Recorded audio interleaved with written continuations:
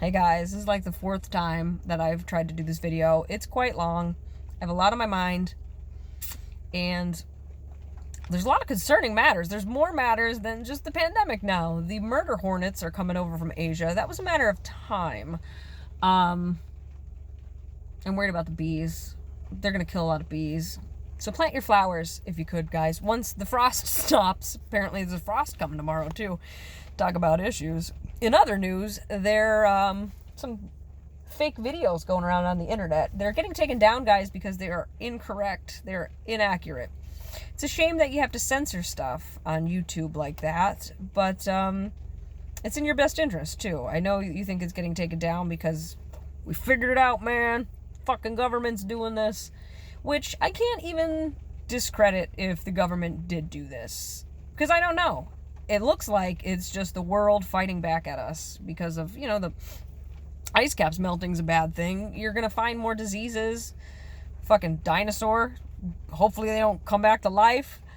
That's the next thing on the list. But anyway, where was I? Oh, so it could be the government doing it. I have been into conspiracy theories for quite some time. Since I was a child, I loved reading things on the internet. I didn't have much of a life. I read a lot about like Plum Island and MK Ultra. There was a lot of LSD tests done without people being like knowing about it. And look into it. Do your own research. Seriously, it's wild what they got away with. Nazis too. Like crazy shit. So I don't know if it is, but now we're here to deal with it. And that's the problem. You guys are taking it lightly. You're like, I could fight it. Maybe you could, but maybe your grandmother can't. Maybe you even can't. You don't even know it. There's people our age dying. So I appreciate if you would wear the masks to the grocery store. I'm wearing a mask for 8 hours a day. Some of my coworkers are wearing them for 12 hours in full PPE, which full PPE is like you're wearing a hood and or a mask with a respirator, basically a big plastic bag on your body, and rubber gloves. And let me tell you, you put the rubber gloves on and you go up 10 degrees. You put a plastic bag, face mask, everything, shield, you get hot. It's not easy to do. And sometimes they're in those rooms for quite some time doing procedures and everything like that.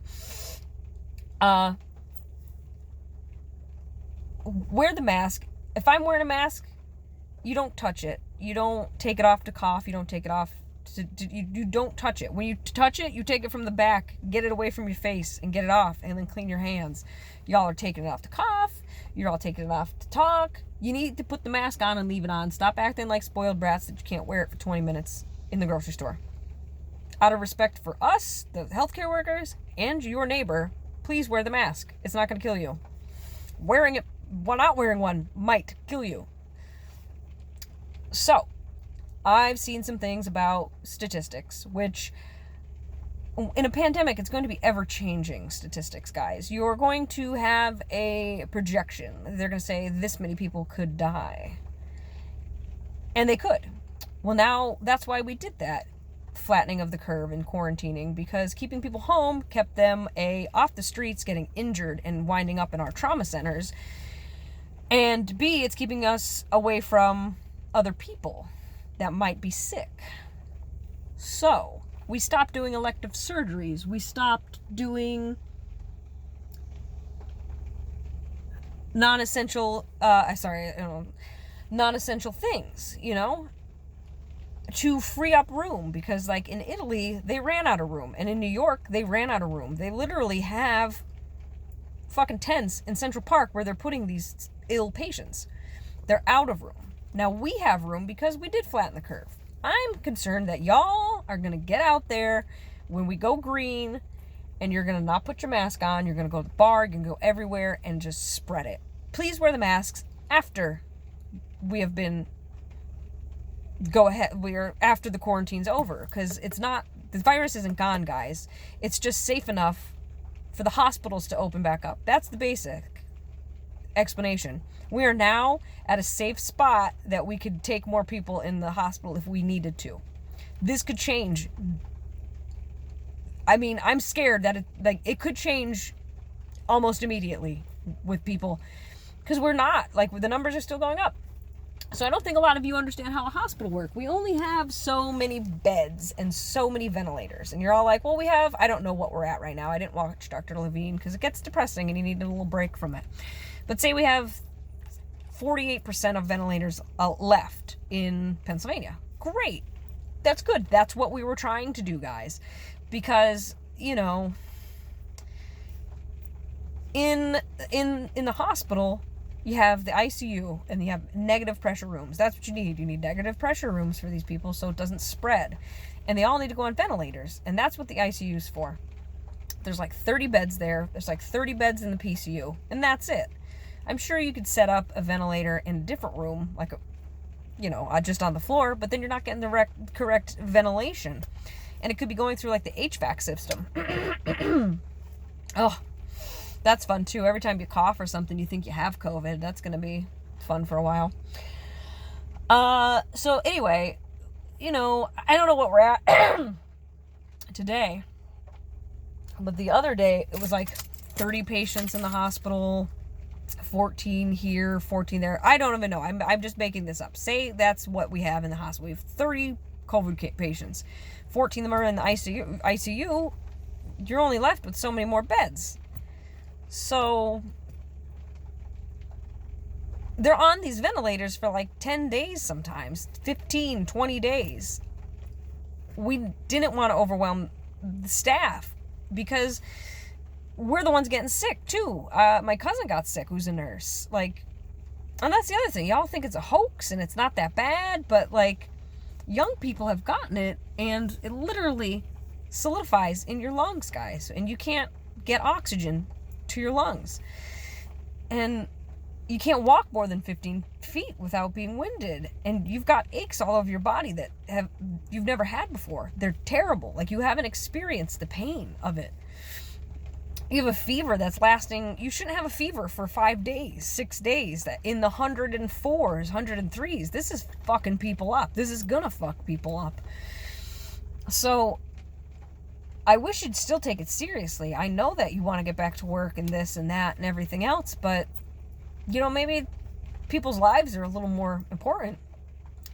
I saw another statistic that, I don't remember what it was, but like the majority of these people that are sick are in nursing homes. Well, yeah, we told you guys that the vulnerable are the elderly and the immunocompromised. And some people don't even know they're immunocompromised. There's so many different things you could have wrong with your immune system. You could go years without realizing it. I mean, AIDS alone could stay dormant in your body and you don't know about it. Hepatitis, these are all immunocompromised diseases. So just say you could fight it off, you could still spread it. That's the point. You could still spread this. These people in the nursing homes haven't left the nursing homes. They live there literally every day for years. The people that are bringing it in there are the workers who could have gotten it from anybody.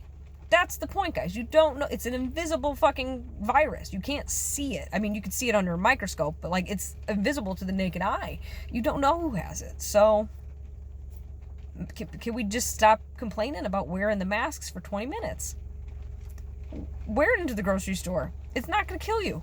You act like you're like, oh, they just want to cover our mouths so we're silenced, blah, blah, blah. No. What the fuck, guys? This is a real thing. Like, the whole science community isn't fucking against you.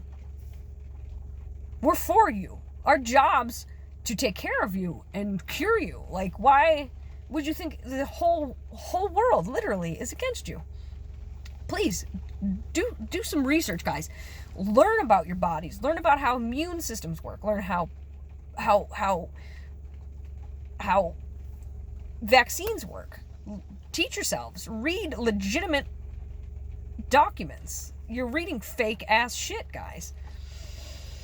And like, now I'm worried about when we do go green, because you're all gonna go wild. I know you are. You're my friends. I know you're gonna go wild. Please be safe. This is a new way we need to live. When we do get back to normal, we still need to distance ourselves. We still need to, stay 6 feet away from people. We need to wear the masks. if you are familiar with any other pandemic, I read a lot of shit. I get excited about something and I want to learn every fucking thing about it. So I've done research about pandemics before. The Spanish flu was terrible. A lot of people died, you know. Thank God for antiseptics. They're the 21st, the greatest invention of the 21st century, antiseptics. Absolutely. They weren't that cleanly. I mean, it was 1918. So they quarantined in place, and it slowed the flu down. It did. And there was a war going on. And the soldiers were coming home. And they were like, we're going to throw a big-ass parade for these fucking soldiers. And so they did. And all these people got sick then. It spiked. And that's what I fear is going to happen. That we're all going to get excited to be outside. You're going to crowd the beaches, and then it's going to fucking spread like wildfire. So I ask you to please do your own research and learn about these things. Like, I definitely question everything around you. That's how you learn. You question it. You're like, how does this work? How does this work? Question everything and learn.